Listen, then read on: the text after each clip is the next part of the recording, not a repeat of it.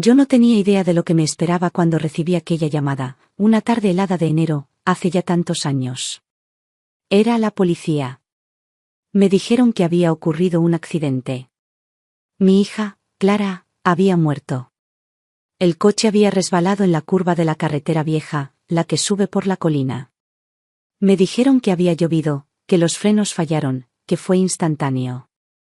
Yo me quedé allí, con el auricular apretado contra la oreja, sin poder emitir un sonido. Me ardía el pecho, pero no salía nada. Ni una lágrima. Solo silencio. Mi yerno, Esteban, fue quien vino a verme al día siguiente. Traía en brazos al pequeño Gabriel. Un bebé de apenas un año, con los ojos enormes, oscuros, clavados en los míos como si supiera que algo no estaba bien. Esteban tenía la mirada seca. Me dio un abrazo corto, frío. Me dijo que todo había pasado muy rápido, que él había llegado al hospital cuando ya era tarde. Me repitió lo que la policía había dicho. Que el coche patinó, que no hubo testigos, que no se podía hacer nada. Me quedé mirando al niño. No entendía nada, pero sentí que debía protegerlo. Él no tenía culpa de nada. A los días se hizo el funeral. Vinieron pocos. Clara no era de tener demasiada gente alrededor. Nunca lo necesitó. Era de carácter fuerte, reservado. Esteban se sentó en la primera fila, al lado del ataúd, con Gabriel en brazos. No derramó una lágrima. Lo recuerdo bien. Yo estaba unas filas más atrás, inmóvil. No quise acercarme al féretro. No quería ver a mi hija así. Preferí quedarme con la última imagen de ella, la noche anterior al accidente, cuando me llamó para decirme que pasarían el fin de semana fuera. Sonaba cansada, pero contenta. Me dijo que necesitaba un descanso. No sospeché nada raro en su voz. Y eso es lo que más me dolería después. Pasó el entierro, y los días empezaron a deslizarse como si fueran todos el mismo. Esteban me dijo que no podía cuidar del niño solo. Que entre el trabajo y el duelo, no podía con todo. Me preguntó si podía quedarme con Gabriel un tiempo. Me lo pidió como quien pide prestado un abrigo para enfrentar el invierno. No lo dudé. Le dije que por supuesto. Y así empezó todo. Yo, con 64 años, volviendo a cambiar pañales y calentar biberones, sin haberlo planeado. Los primeros meses fueron difíciles. Gabriel lloraba por las noches, no comía bien, y a veces se quedaba mirando la puerta como esperando que su madre apareciera. Yo lo abrazaba, le hablaba, le cantaba las mismas canciones que le cantaba a Clara cuando era niña. No sé si entendía, pero se calmaba cuando le susurraba al oído. Me pasaba las tardes con él en brazos, sentada en el sillón del salón, mirando por la ventana. Esteban venía de vez en cuando. A veces se quedaba una hora, otras apenas 10 minutos. Siempre con prisas, con el móvil en la mano, con la cabeza en otro lado. Nunca se llevaba al niño. Siempre decía que tenía demasiadas cosas que hacer. Cuando Gabriel empezó a caminar, lo celebré sola. Esteban ni siquiera contestó el mensaje que le mandé. Yo le saqué fotos, le grabé vídeos, y empecé un álbum. Quería que, cuando creciera, supiera que alguien había estado ahí. Que alguien lo había visto dar sus primeros pasos, decir sus primeras palabras, reír por primera vez con la boca llena de dientes. Los años pasaron. Me convertí en su madre, sin haberlo pedido. Empecé a organizar mi vida alrededor de la suya. Lo llevaba al colegio, le preparaba sus meriendas, lo acompañaba a las actividades, a las fiestas de cumpleaños. Aprendí a usar las aplicaciones del colegio, a hacer las tareas de matemáticas de tercer grado, a identificar si una fiebre era preocupante o no. Gabriel creció con mis costumbres, con mis cuentos, con mi comida. No me llamaba abuela. Me llamaba mamá Clara. Así lo decidió él solo, cuando tenía 3 años. Me negué al principio, pero después entendí que era su manera de llenar un vacío. Lo acepté. Nunca se lo conté a Esteban. Pensé que no le importaría. Nunca quise ser madre 2 veces. Una vez me bastó. Criar a Clara fue un acto de amor, pero también de esfuerzo, de entrega total. Pensé que esa etapa había terminado para mí. Pero la vida no pregunta. Solo pone cosas en tu camino. Y tú decides si las recoges o las dejas pasar. A Gabriel lo recogí. Lo tomé en brazos. Y lo crié como si de verdad fuera mío. Esteban desapareció poco a poco. Al principio venía una vez por semana. Luego, cada 2. Después, una vez al mes. Siempre con una excusa. Que el trabajo, que un viaje, que estaba enfermo. Gabriel dejó de preguntarle por él. Solo decía que su papá vivía lejos. Yo no lo corregía. No quería confundirlo más. Cuando cumplió 10 años, Esteban dejó de venir del todo. Ya ni siquiera mandaba regalos por Navidad. Me acostumbré a esa rutina. Yo y Gabriel, los dos solos, en la casa grande de siempre. La misma donde crié a mi hija, donde vi a mi esposo morir en la cama del cuarto del fondo, donde pasé los inviernos más duros y los veranos más felices. Gabriel le dio nueva vida a esas paredes. Llenó de dibujos la nevera, de juguetes el pasillo, de risas los domingos. Y yo me sentí útil otra vez. Como si el dolor de haber perdido a Clara se hubiera transformado en un nuevo propósito. Me convencí de que era eso lo que el destino quería para mí. Pero nunca dejé de pensar en Clara. En cómo murió. En lo que me pareció raro desde el principio, pero no quise aceptar. El coche estaba en buen estado. Ella conducía bien. No llovía tanto ese día. No hubo testigos. Y Esteban fue el primero en llegar al hospital, aunque supuestamente ella estaba sola en el coche. Lo que más me inquietaba era que Clara llevaba semanas nerviosa, esquiva, como si ocultara algo. Yo no lo quise ver.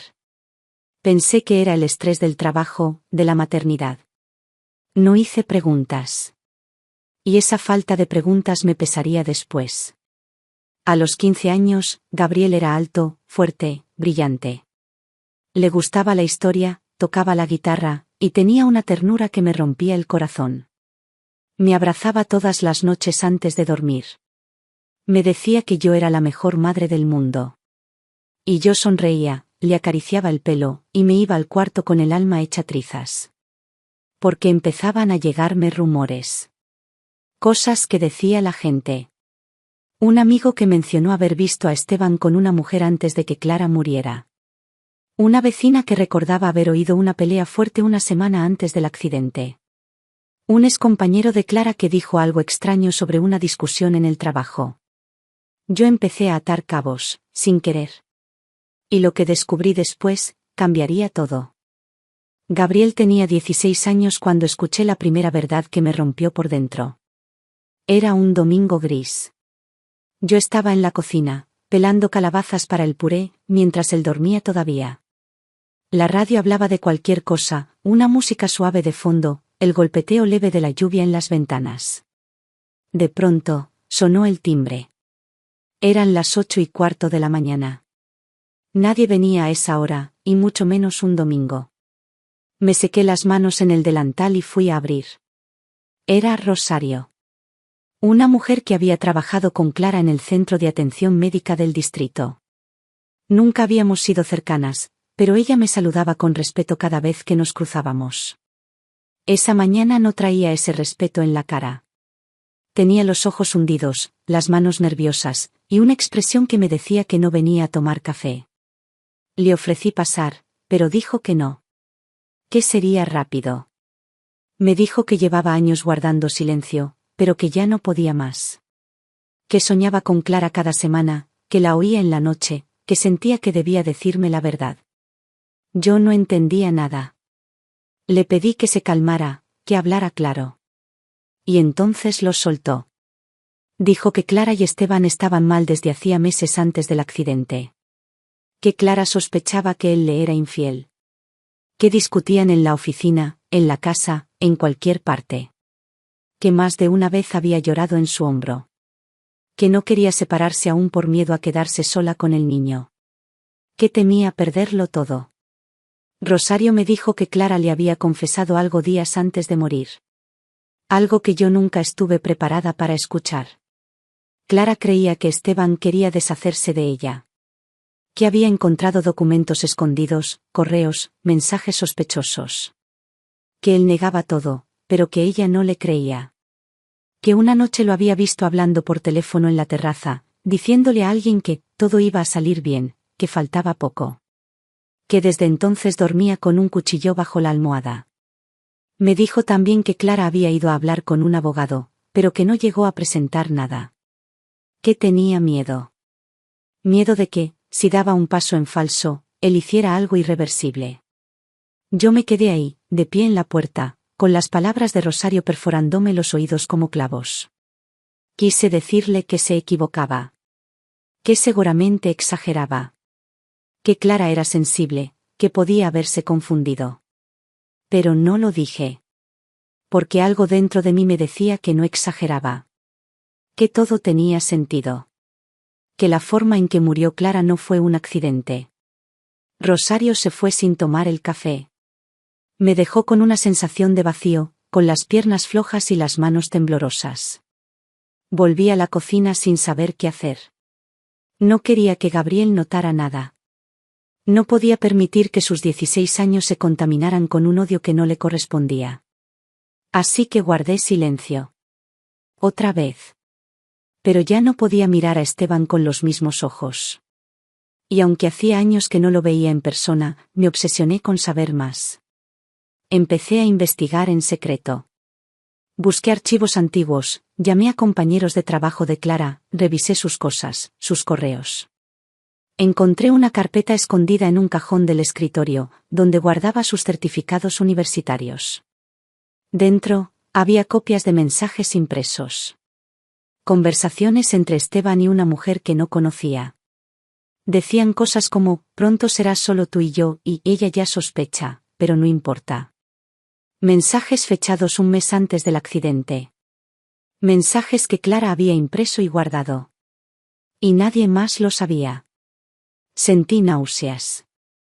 Cerré el cajón con violencia y me senté en el suelo, como si el peso de esas hojas me hubiera quebrado las rodillas. Gabriel estaba en su habitación, seguramente escuchando música o dibujando.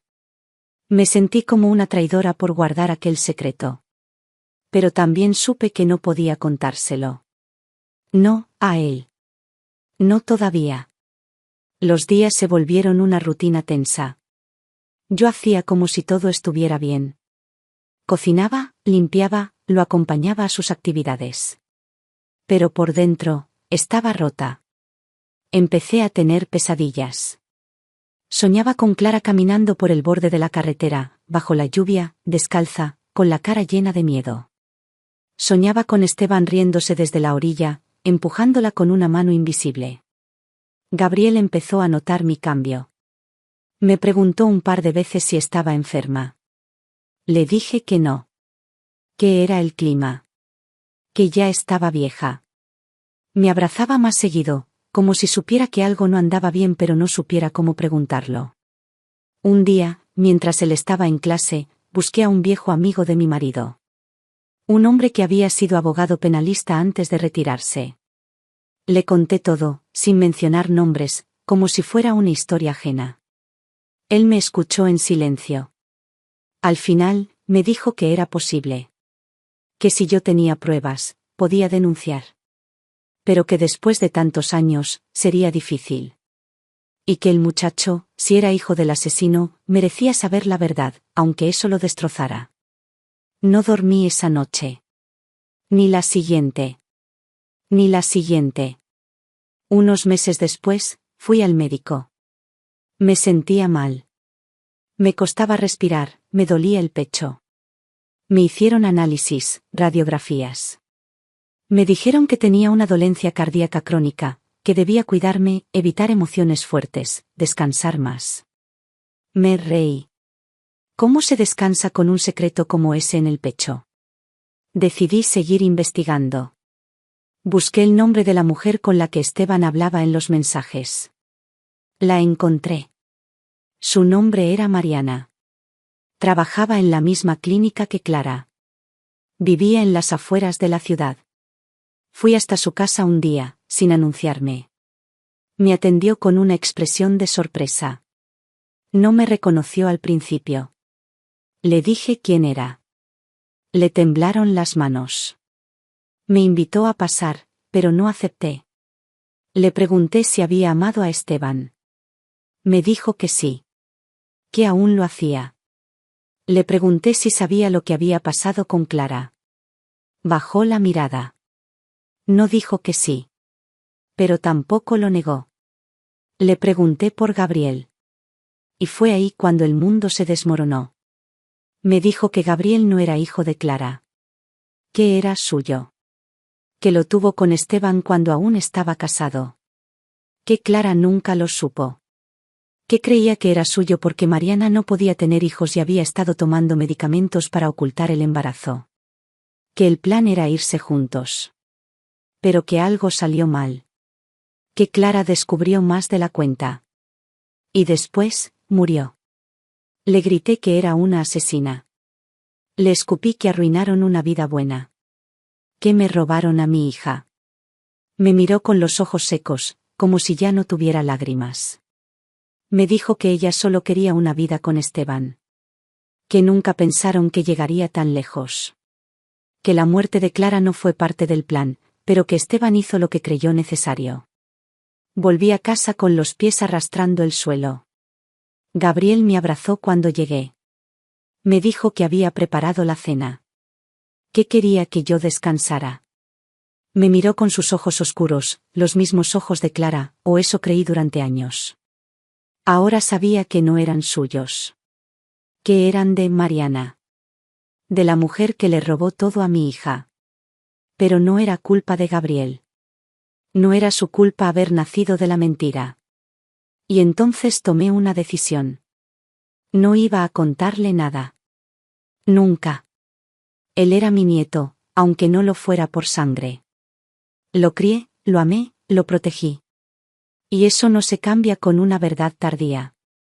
Pero a Esteban no iba a perdonarlo nunca. Y no iba a dejar que se saliera con la suya. A partir de aquel día, algo dentro de mí cambió para siempre. No fue un quiebre brusco, sino una erosión lenta, como el agua carcomiendo la piedra. Dejé de hablarle a Esteban en mi mente. Hasta entonces, durante las noches de insomnio, le dirigía discursos imaginarios. Le decía lo que pensaba, lo que sentía. Lo insultaba con cada palabra que no me había atrevido a decirle en persona. Pero desde que Mariana me confesó la verdad, esas conversaciones se apagaron. Porque ya no necesitaba decirle nada. Había decidido lo que iba a hacer. Y eso era más poderoso que cualquier grito. Durante semanas caminé entre la rutina con el rostro sereno. Acariciaba el pelo de Gabriel mientras estudiaba. Le preparaba el desayuno como si nada. Salíamos al parque, al cine, a cenar algún viernes.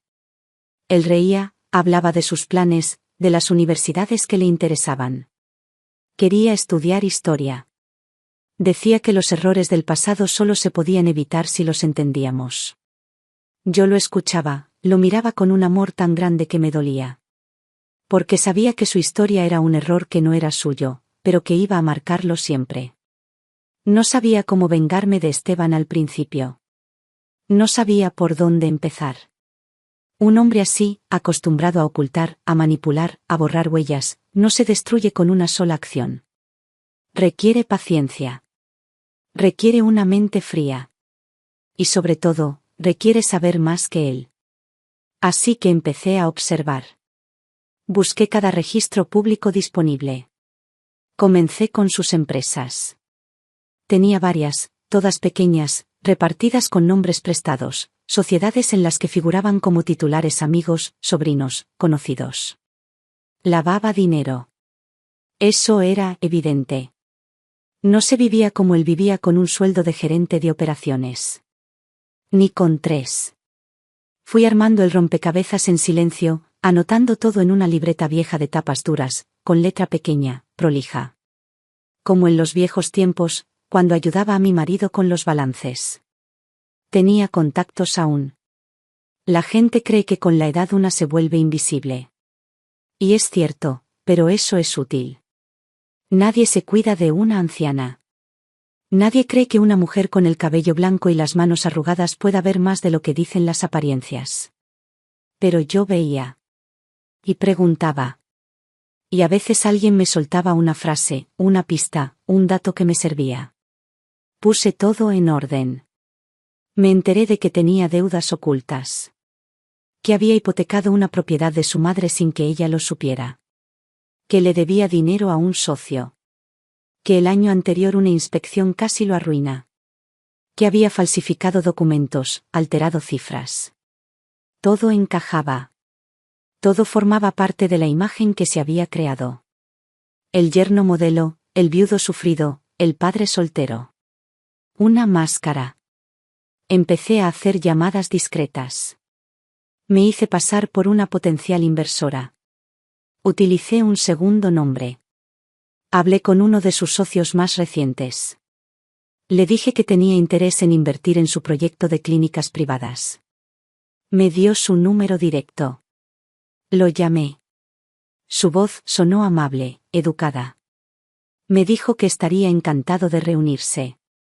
Le pedí tiempo. Quería ir despacio.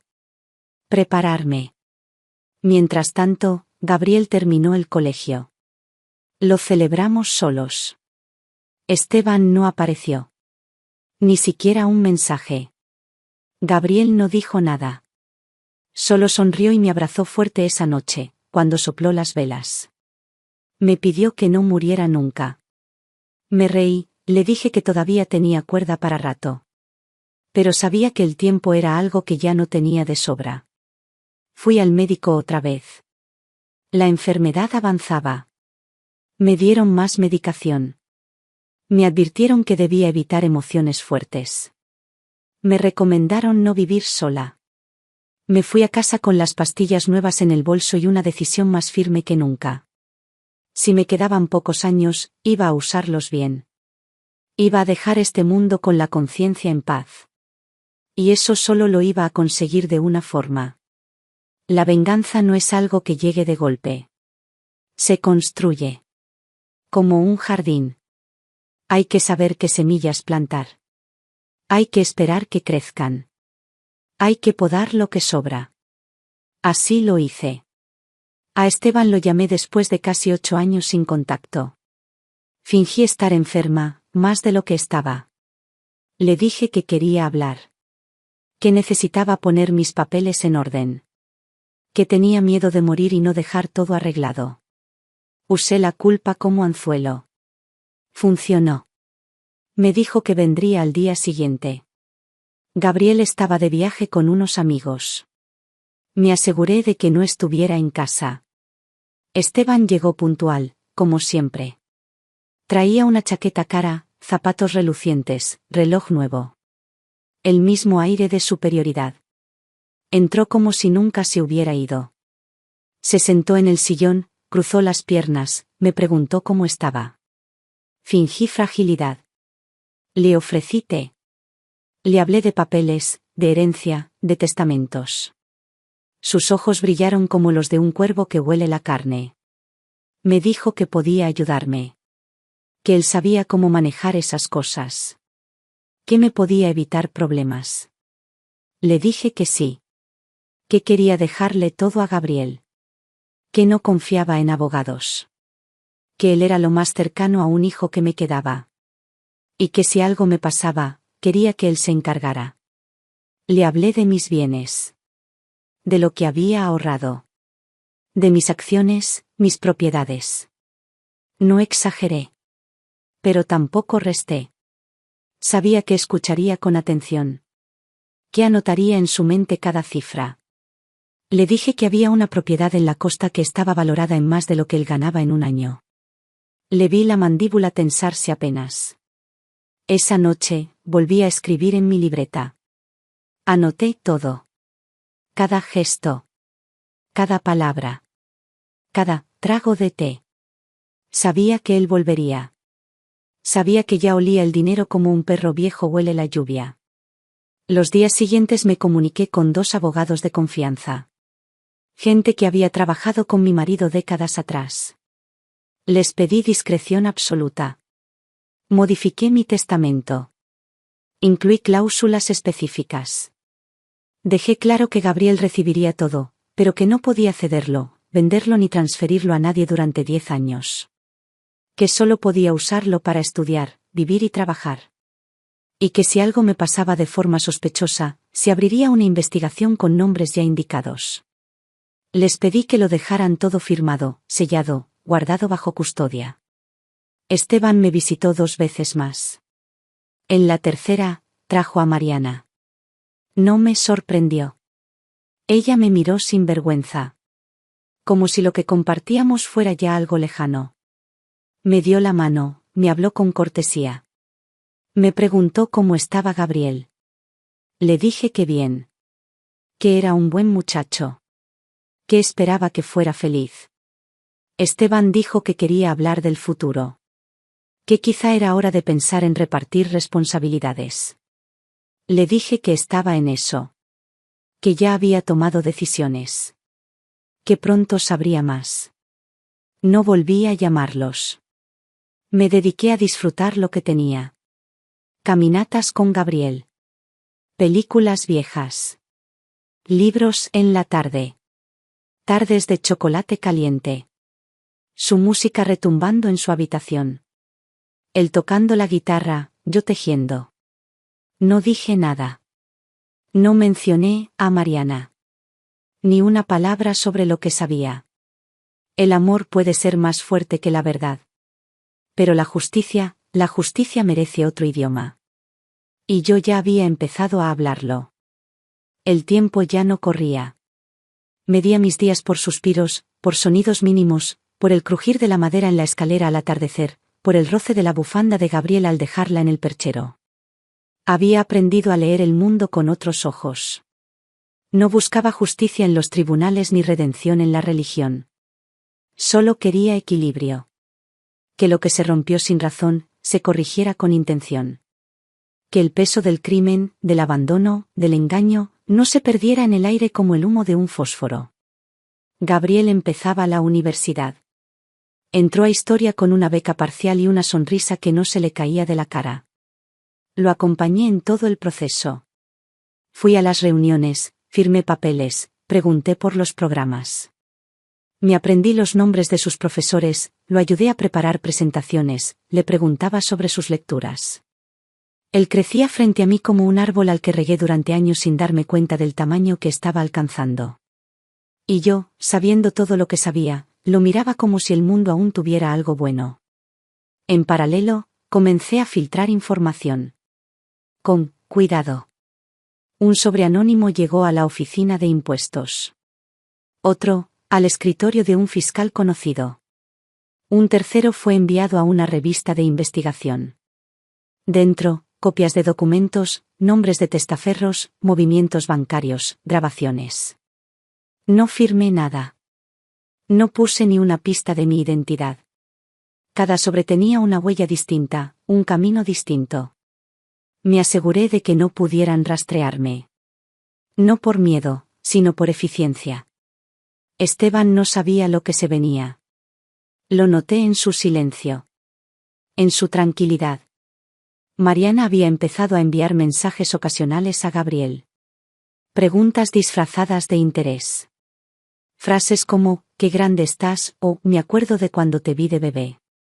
Él respondía con educación, pero sin entusiasmo. Me decía que era raro. Que no entendía por qué ahora, tantos años después, quería contactarlo. Yo solo asentía. Le decía que a veces la gente recuerda lo que dejó a medias. Pero no le decía nada más. Una mañana me llamó Esteban. Quería hablar. Quedamos en un café pequeño, lejos del centro. Fui sola, sin decirle nada a Gabriel. Llegué temprano. Me senté cerca de la ventana.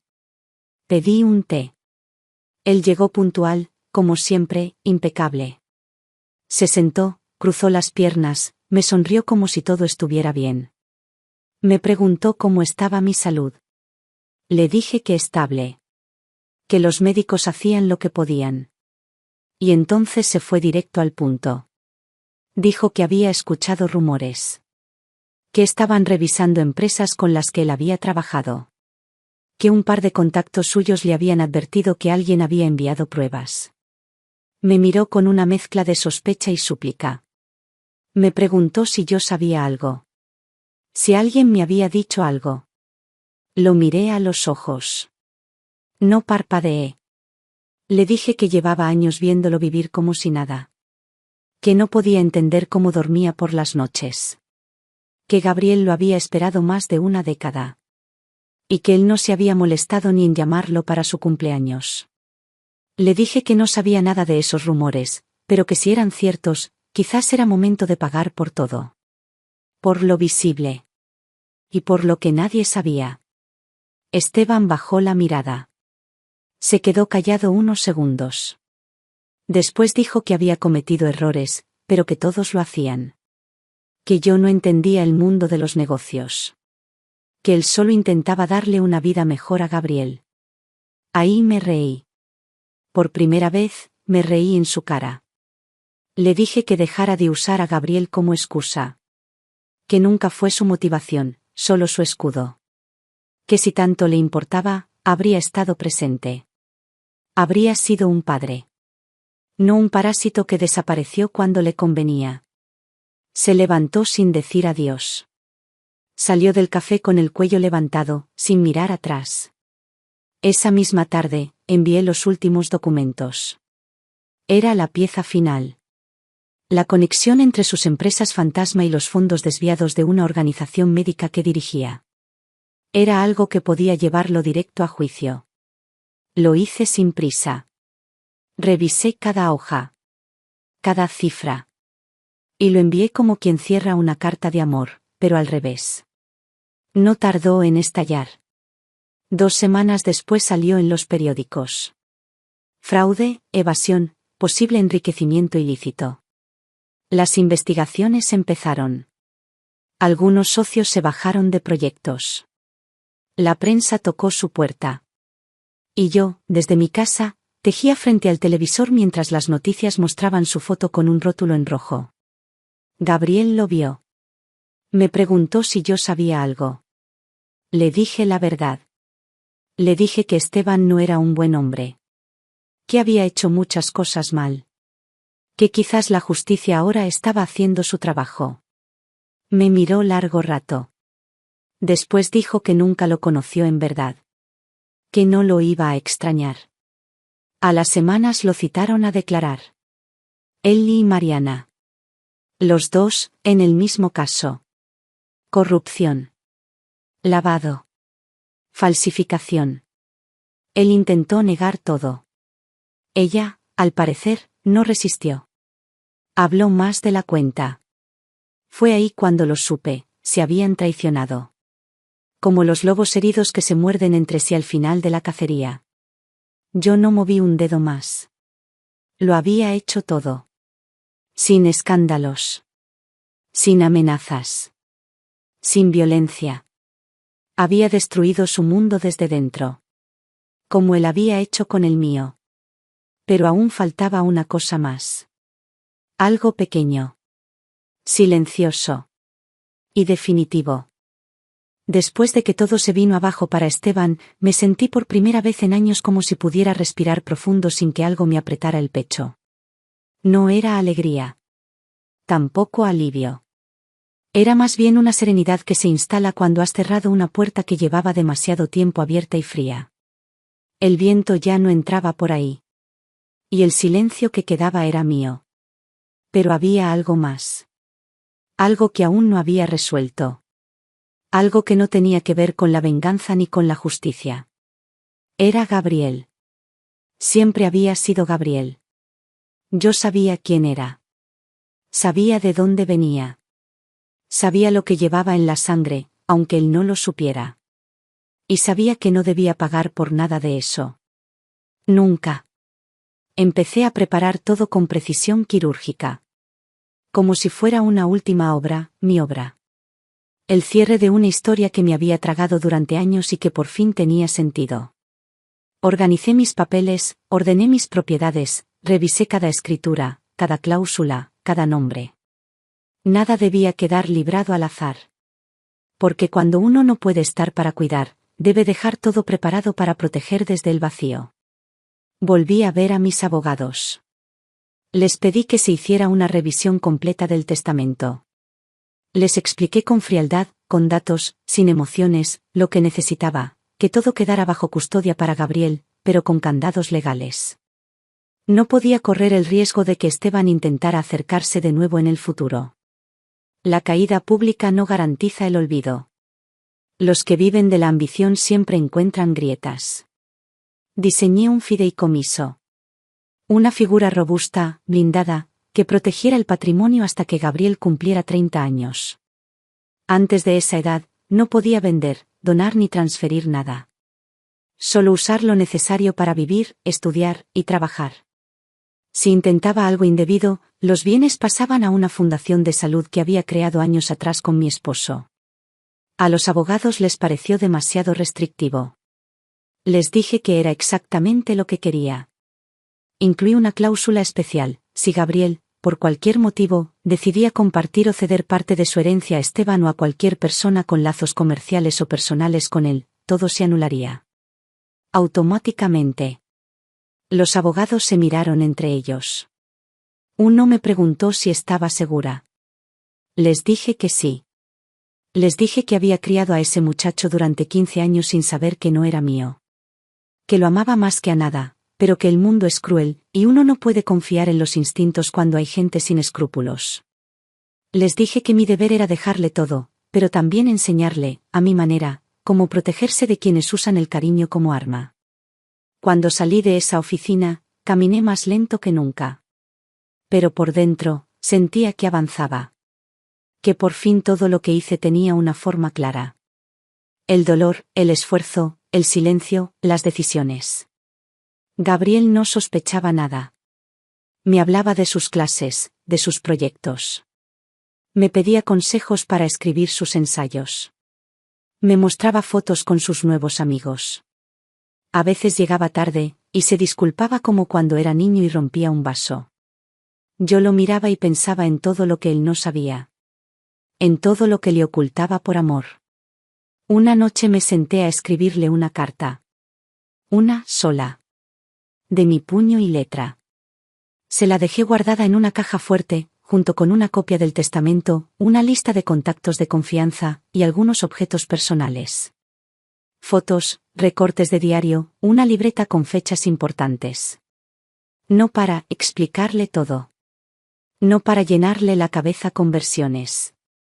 Solo para que tuviera un mapa cuando llegara el momento. En la carta le dije que no todo lo que creemos saber es verdad. Que a veces la vida nos da un papel que no pedimos, y que lo importante es cómo lo representamos, no de dónde viene el guión. Le dije que él era lo mejor que me había pasado. Que no importaba de quién venía su sangre. Que él era mi hijo, en todo lo que contaba. Y que si un día le llegaba la verdad, no se sintiera culpable. Porque la verdad no lo manchaba. Solo explicaba lo que otros decidieron antes que él. Le pedí que no me buscara en las heridas, sino en lo que construyó. En su forma de mirar, de pensar, de cuidar. Que ahí iba a encontrarme siempre. Y que cuando sintiera que el mundo se desmorona, leyera esa carta otra vez. La cerré con una cinta vieja. De esas que usaba mi madre para atar sus recetas. La guardé sin llorar. Ya no me quedaban lágrimas. Solo voluntad. Un mes después de haber dejado todo cerrado, Esteban fue procesado formalmente. Mariana también. Las cuentas congeladas. Las empresas, investigadas. Los bienes, embargados. Todo lo que habían armado, polvo. Gabriel nunca me preguntó si yo había tenido algo que ver. Tal vez lo sospechó. Tal vez no. Pero nunca me lo dijo. Y yo, por primera vez, no sentí que le debía una explicación. El médico me dijo que la enfermedad avanzaba lento, pero seguro. Que tenía que empezar a pensar en reducir esfuerzos, en delegar, en descansar más. Le dije que lo haría. Mentí. Como se miente para no preocupar a nadie. No planeaba quedarme mucho más. Los sabía. Lo sentía en los huesos, en los latidos, en el modo en que respiraba hondo por las mañanas, como si ese aire ya fuera una despedida. Pero no me importaba. Lo que debía estar en su lugar, ya lo estaba. La última decisión fue qué hacer con el resto de mi historia. Y decidí guardarla para siempre. Porque hay verdades que, aunque se descubran, no necesitan pronunciarse en voz alta. Solo vivir en paz con ellas. El otoño llegó ese año con una lentitud extraña. Las hojas tardaron en caer, como si también ellas quisieran quedarse un poco más.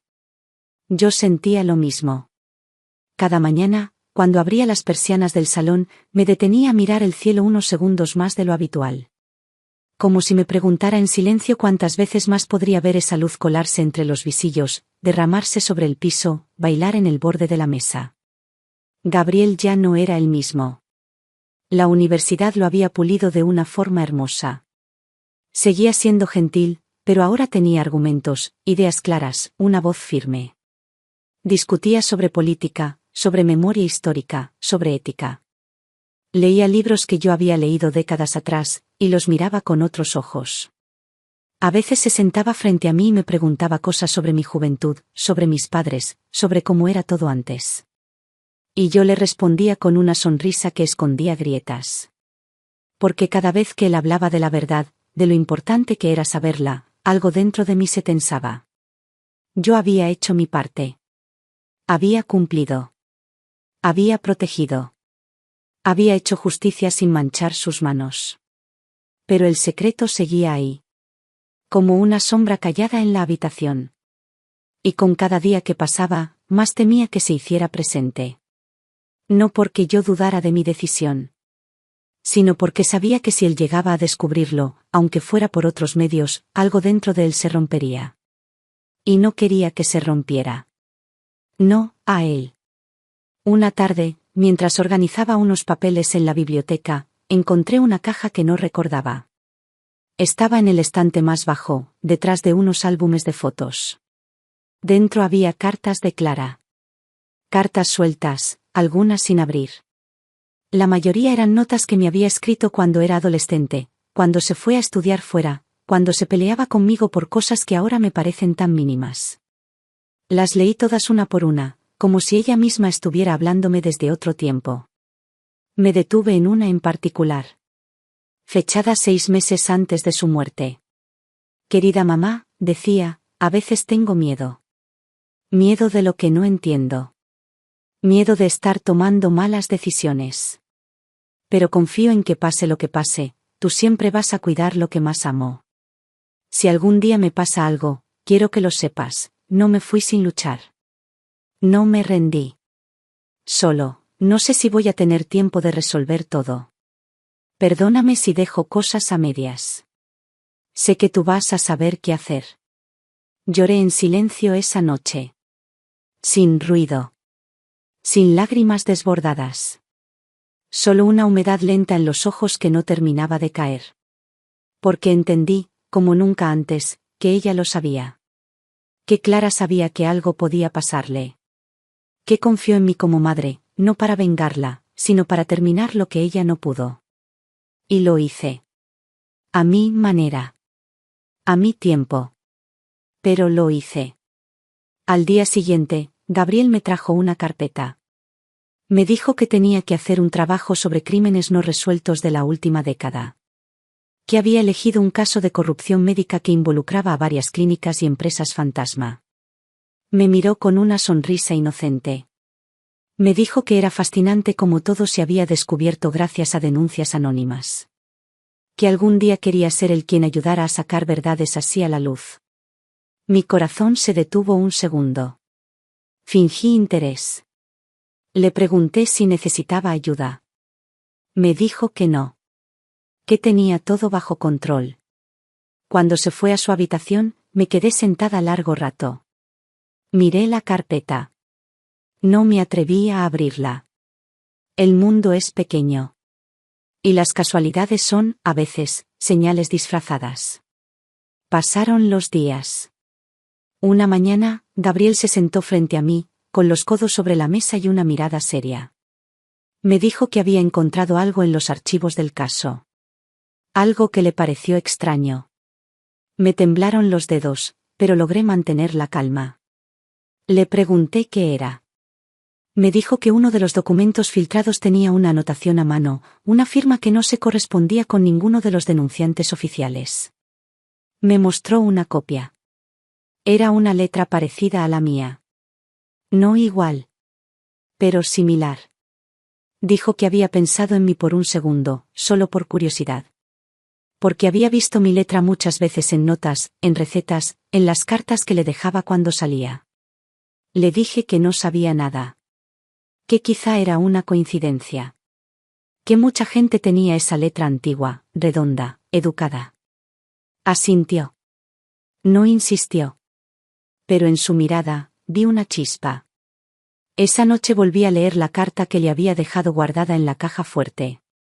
Me pregunté si era momento de entregársela. Si era mejor enfrentar lo inevitable. Pero no lo hice. Preferí esperar.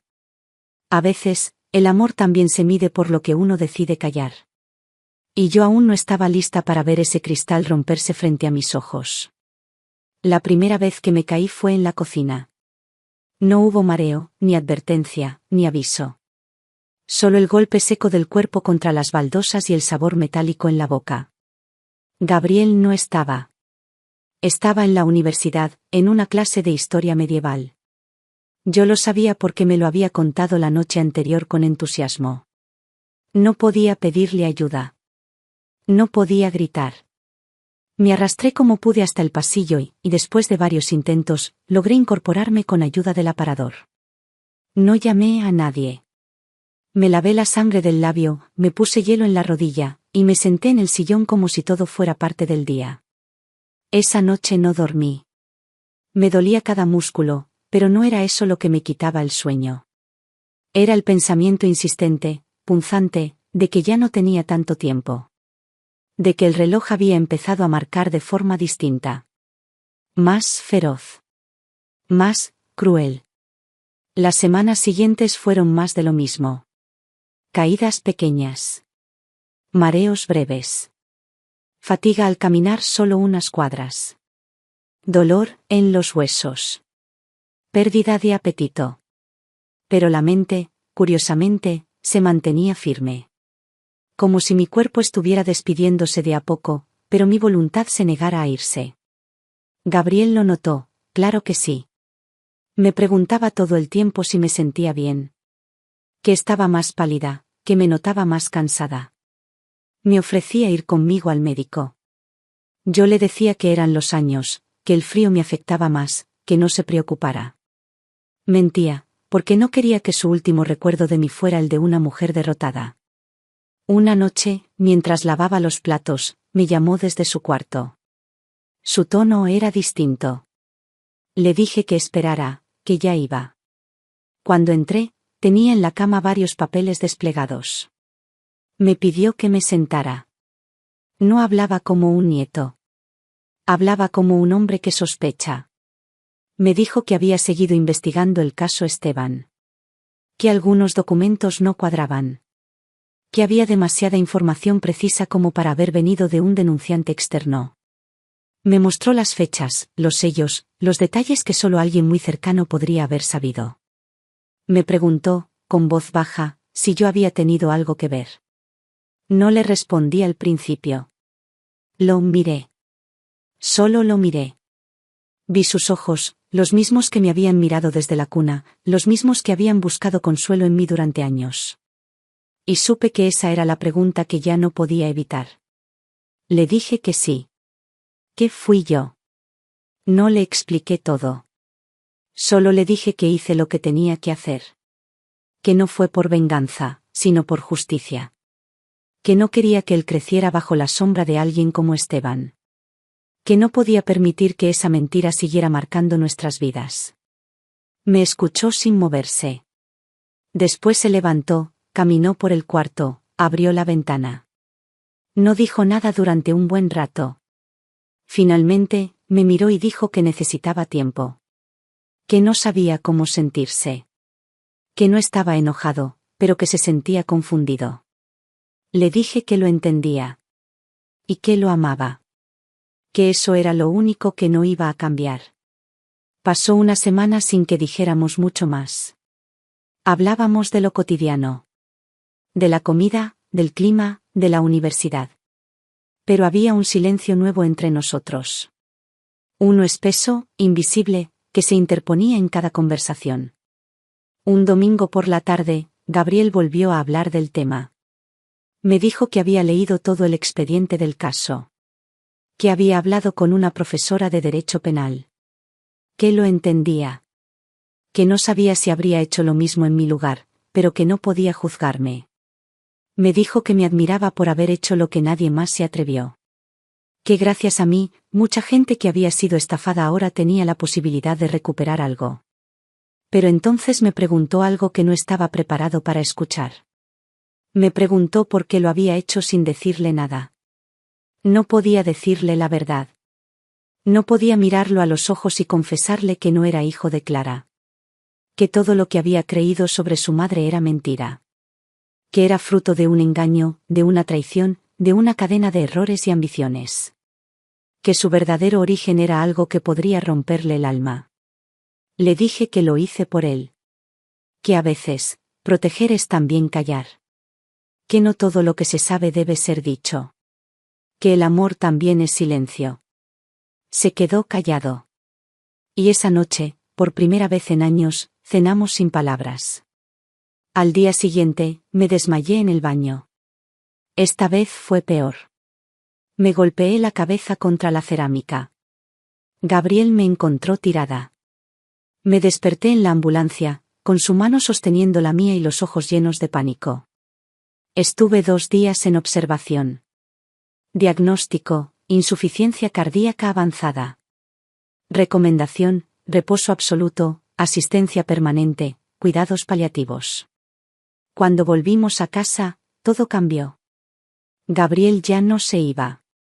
Me preparaba las comidas, me leía en voz alta, me ayudaba a caminar por el pasillo. No decía nada de lo ocurrido. Pero su forma de mirarme era distinta. Más profunda. Más frágil. Una tarde, mientras yo dormía en el sillón, lo escuché hablar por teléfono en voz baja. Dijo que no quería que me pasara lo mismo que a su madre. Que no quería quedarse con dudas, con preguntas. Que necesitaba saber si podía encontrar más sobre aquel accidente. Se me heló la sangre. Su madre. Clara. Él aún creía que era su madre. Me levanté como pude. Caminé hasta mi cuarto. Saqué la caja fuerte. La abrí. Saqué la carta. La sostuve entre las manos largo rato. Estuve a punto de dársela. Pero no lo hice. No esa noche.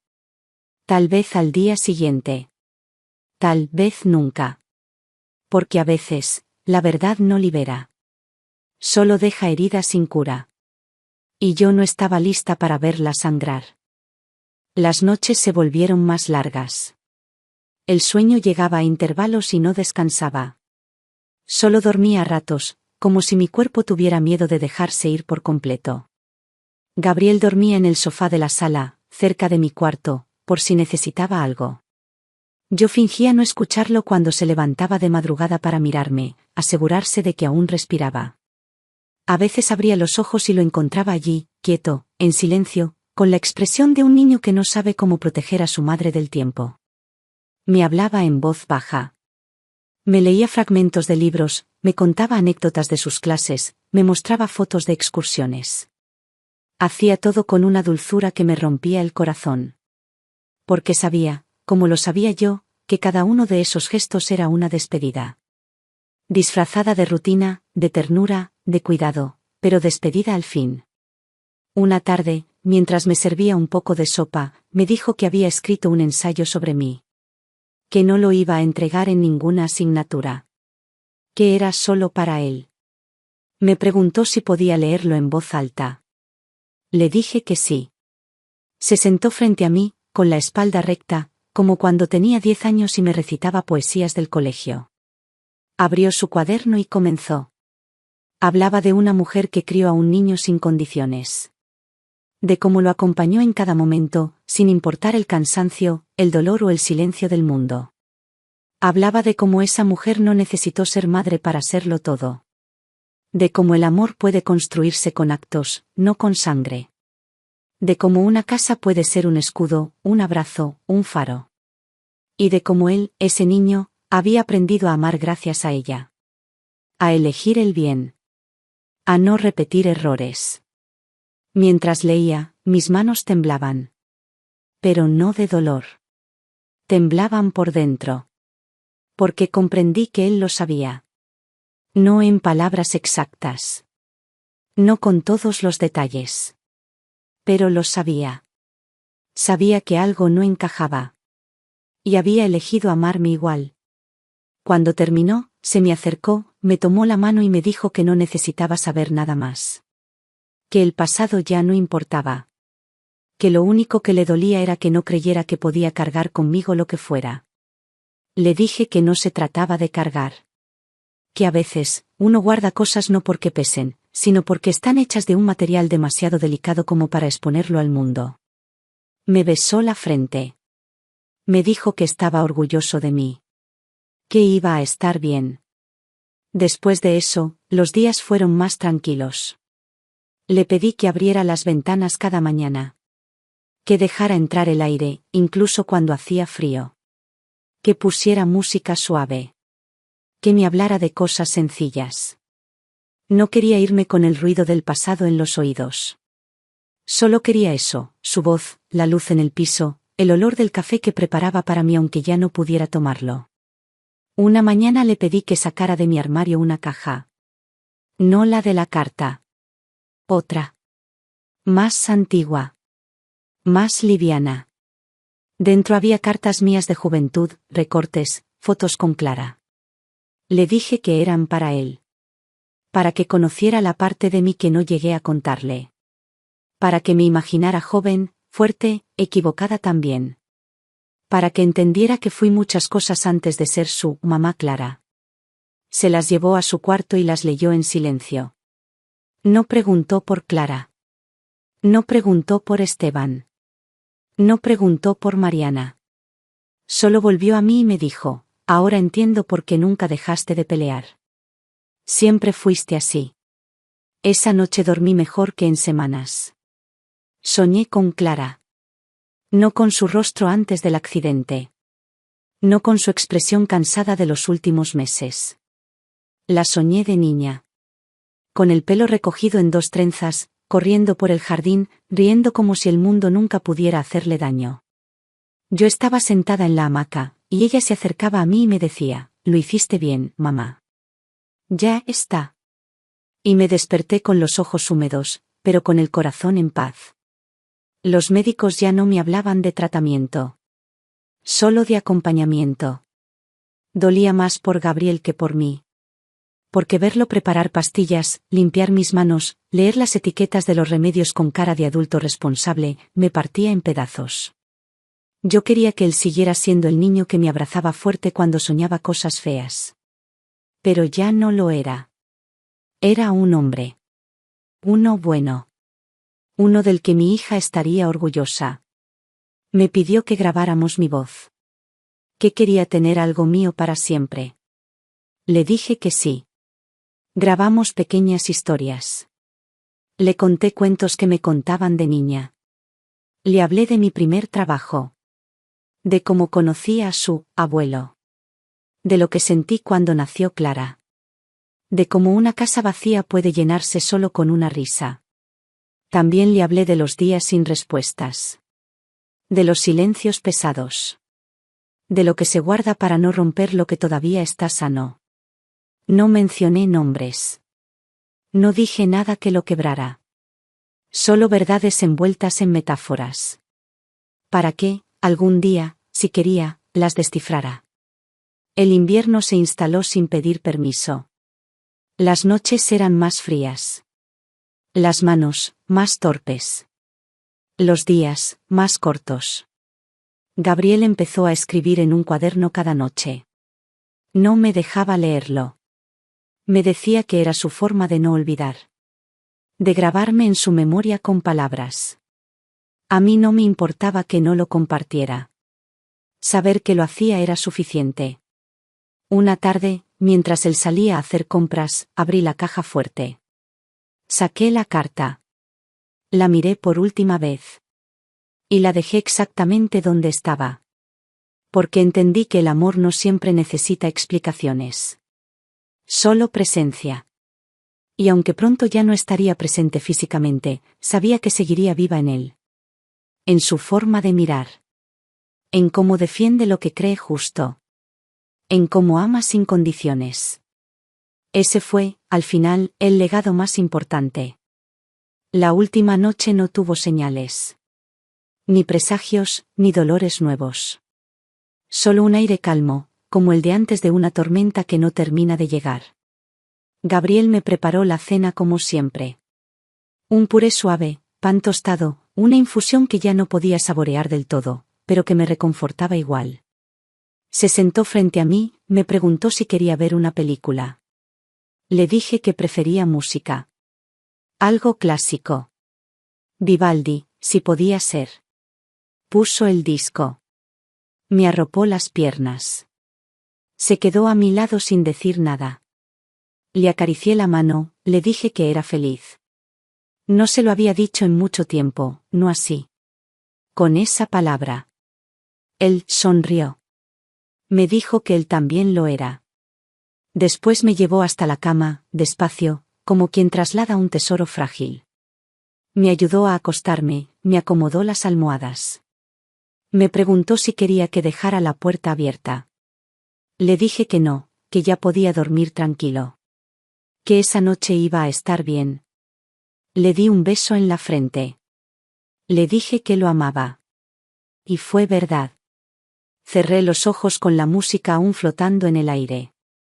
No sentí miedo. No sentí frío.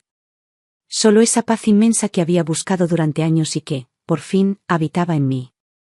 No desperté. Al día siguiente, fue Gabriel quien me encontró. No gritó. No lloró de inmediato. Se sentó a mi lado. Me tomó la mano ya fría. Me habló con voz suave, como si aún pudiera oírlo.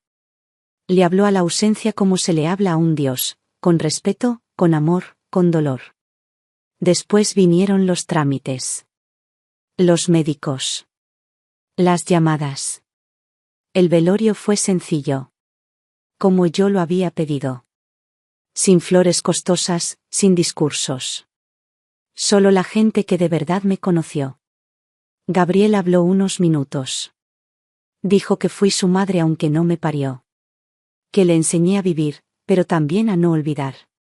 Que el amor, cuando es verdadero, no necesita explicación. No leyó la carta. No la había encontrado aún.